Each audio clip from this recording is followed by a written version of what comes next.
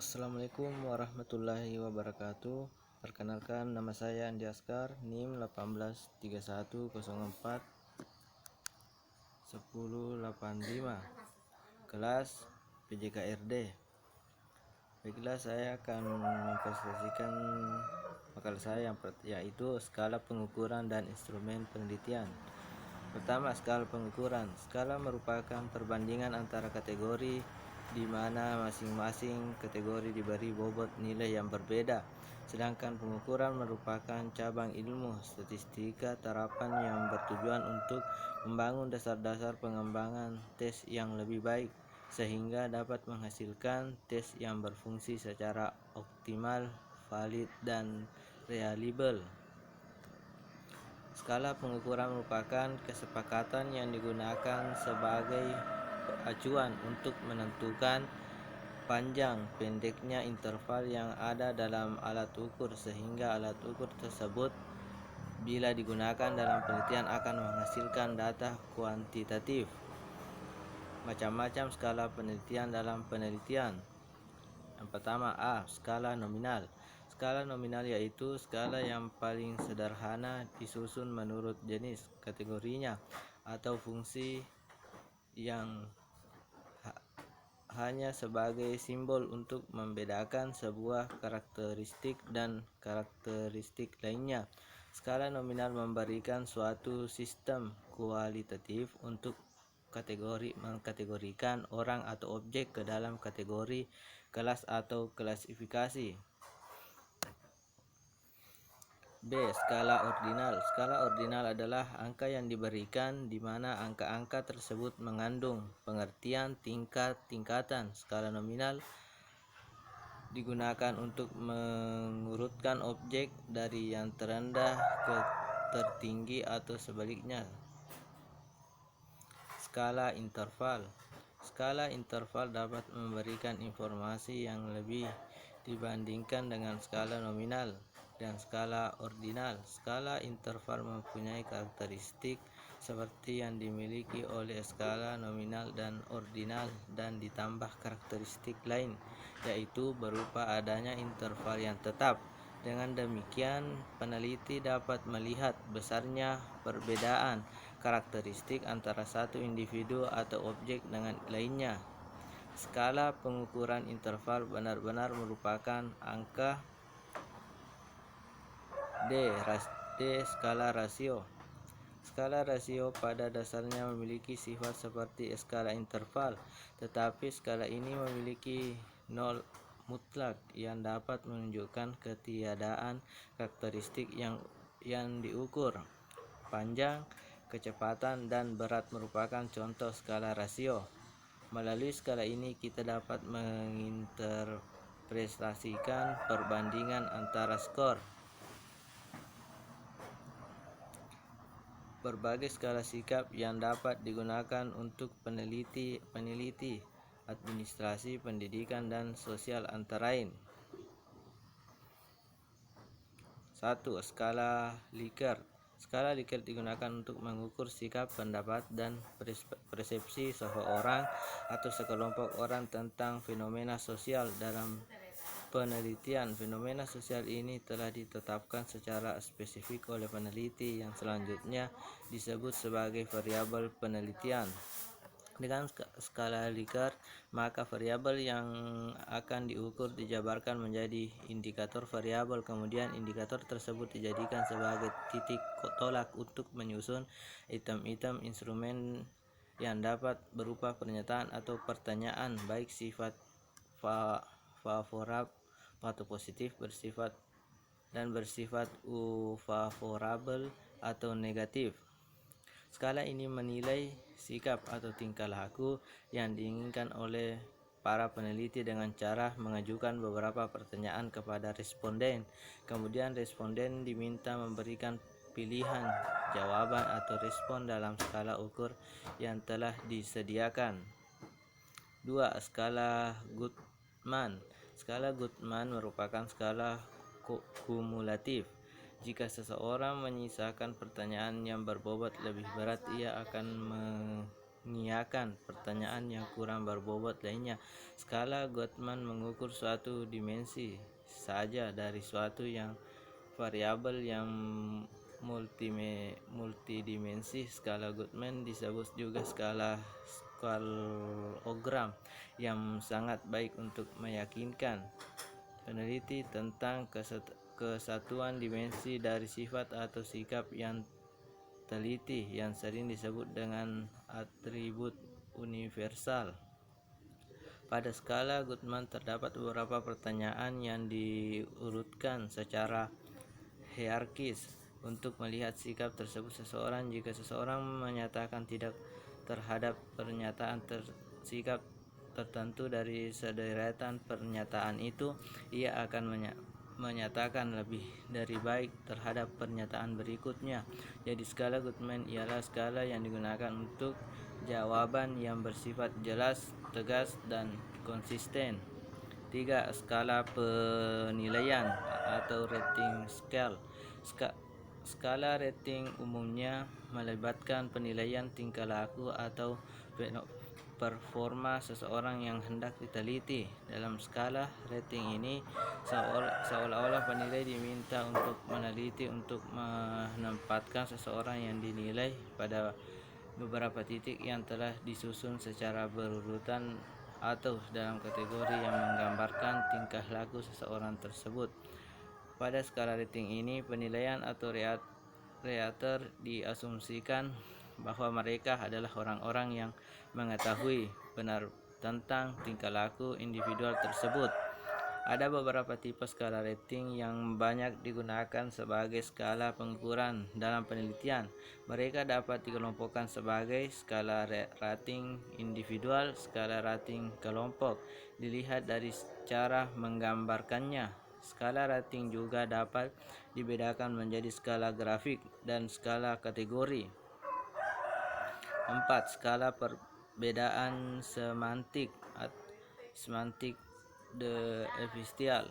Skala pengukuran yang berbentuk semantik diferensial dikembangkan oleh O. Ashworth. Skala ini juga digunakan untuk mengukur sikap, hanya bentuknya tidak pilihan ganda maupun checklist, tetapi tersusun dalam suatu garis kontinun yang jawaban sangat positifnya terletak di bagian kanan garis dan jawaban yang sangat negatif terletak di bagian kiri garis atau sebaliknya.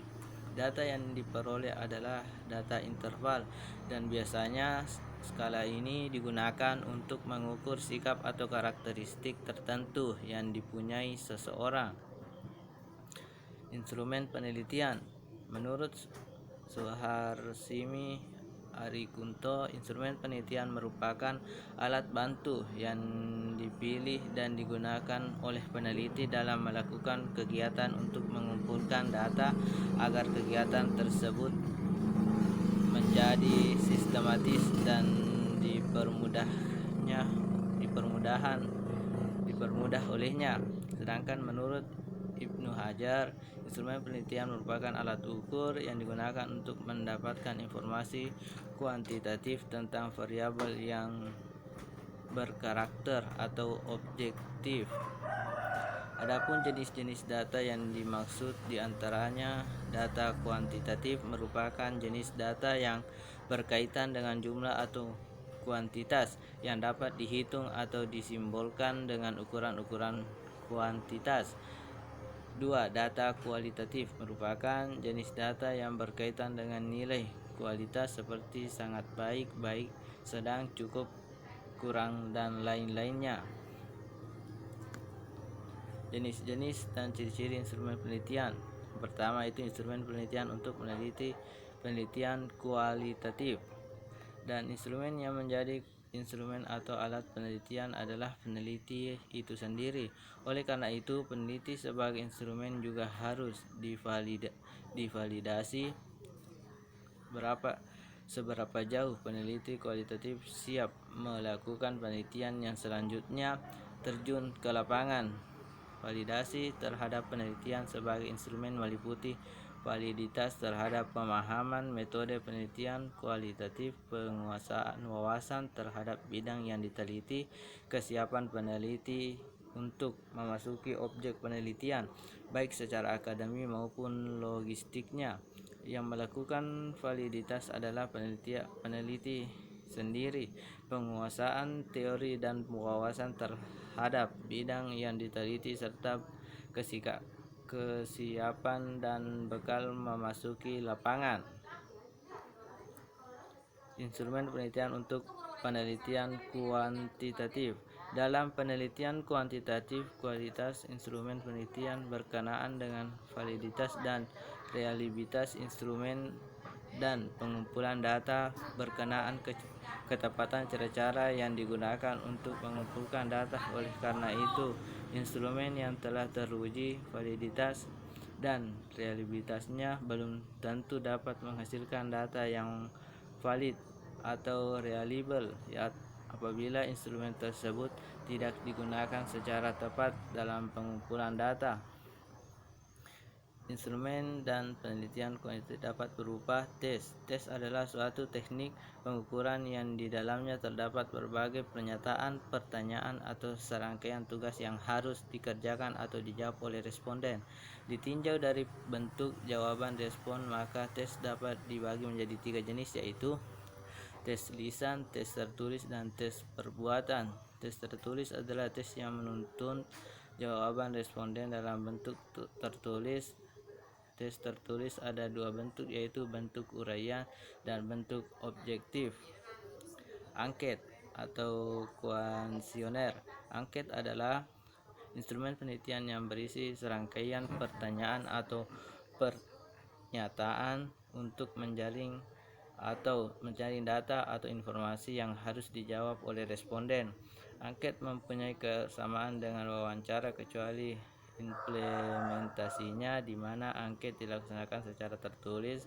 Keuntungan angket antara lain: responden dapat menjawab dengan bebas tanpa dipengaruhi oleh hubungan dengan peneliti, dan waktu relatif lama sehingga objektivitas dapat terjamin. Dapat digunakan untuk mengumpulkan data dari responden yang jumlahnya cukup banyak. Angket terdiri dari beberapa bentuk, yaitu angket berstruktur, yaitu angket yang menyediakan beberapa kemungkinan jawaban. B. Angket tak berstruktur, yaitu bentuk angket yang memberikan jawaban secara terbuka, di mana responden secara bebas menjawab pertanyaan tersebut. Observasi atau pengamatan berupa suatu teknik atau cara pengumpulan data dengan jalan mengadakan pengamatan terhadap kegiatan yang sedang berlangsung. D. Wawancara merupakan teknik pengumpulan data yang dilakukan melalui percakapan atau tanya jawab, baik langsung maupun tidak langsung, untuk mencapai tujuan tertentu. Langkah-langkah menyusun instrumen penelitian, yaitu dalam pengukuran suatu variabel penelitian, seorang peneliti dapat menyusun sendiri instrumen penelitian. Namun dalam hal-hal tersebut, peneliti dapat menggunakan instrumen yang telah ada, yaitu beberapa instrumen yang telah ada, yaitu baku atau instrumen yang telah digunakan dalam penelitian sebelumnya. Instrumen yang telah ada itu dapat pula merupakan instrumen yang disusun berdasarkan suasana sosial budaya asing. Untuk itu, penelitian tidak cukup hanya menerjemahkan setiap butir instrumen, melainkan harus menyadurnya dengan seksama. Pemakaian instrumen yang telah ada tersebut tidak luput dari kriteria yang dikenakan pada instrumen yang disusun sendiri. Dengan kata lain, penyaduran instrumen harus pula diikuti oleh pengujian mutu instrumen sesuai dengan kriteria yang dimaksud. Pengujian yaitu validitas dan reliabilitas. Syarat pokok suatu instrumen penelitian adalah validitas dan reliabilitas. Yang pertama itu satu, validitas, ketepatan atau kesahihan. Validitas adalah suatu derajat atau instrumen alat ukur apakah instrumen yang akan digunakan betul-betul terdapat untuk mengukur atau apa yang akan diukur.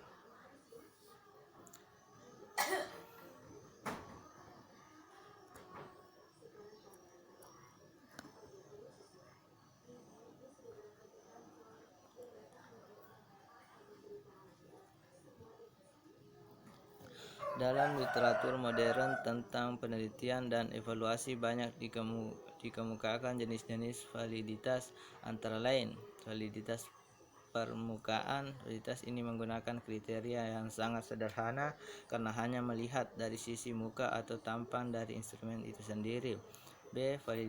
Validitas isi. Seiring digunakan dalam pengukuran hasil belajar, tujuan utamanya adalah untuk mengetahui sejauh mana peserta didik menguasai materi pelajaran yang telah disampaikan.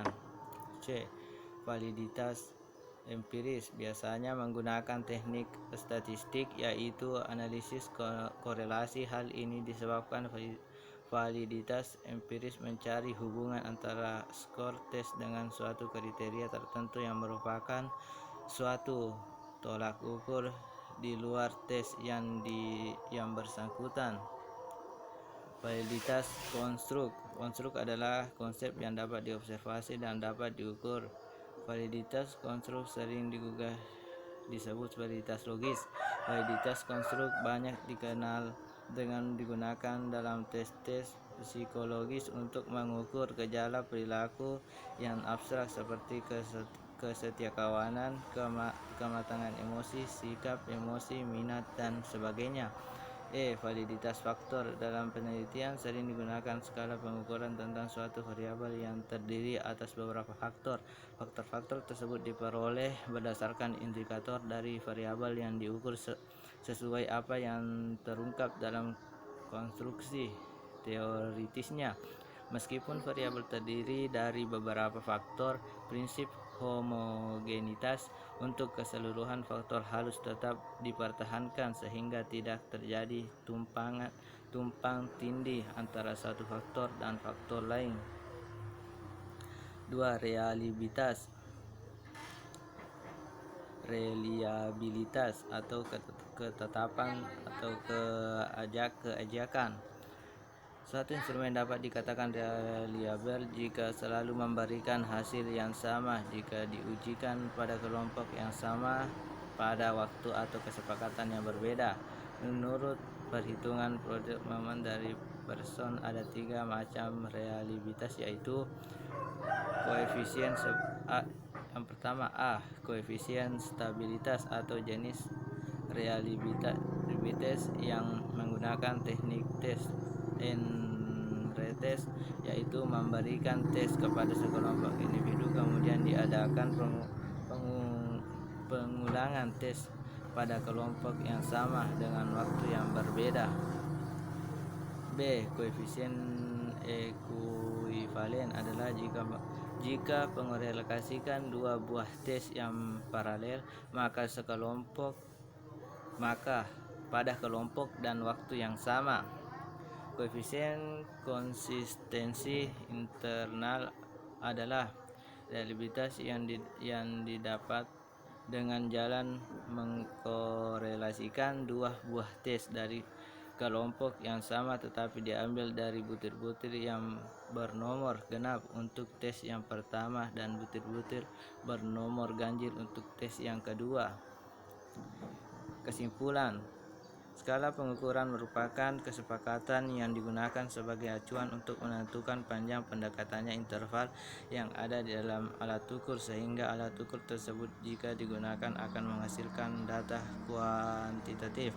Macam-macam skala pengukuran dapat berupa skala nominal, skala ordinal, skala interval, dan skala rasio. Juga dapat skala yang diterapkan dalam penelitian, pendidikan khususnya maupun pendidikan tingkah laku khususnya, yaitu skala Likert, skala Guttman.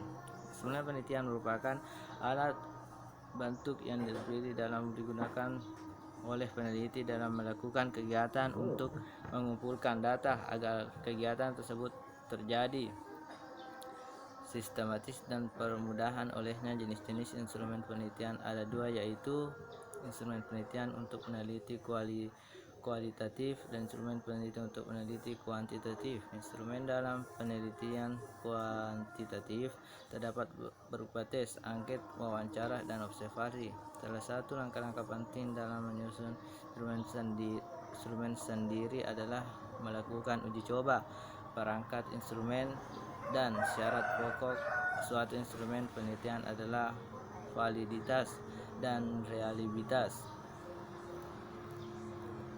Baiklah, sekian presentasi dari materi saya. Apabila dalam presentasi terdapat kesalahan, mohon dimaafkan, dan apabila ada kelebihan itu datangnya dari Allah. Jadi sekian dan terima kasih presentasi dari saya. Wabillahi taufiq wal sa'adah. Wassalamualaikum warahmatullahi wabarakatuh.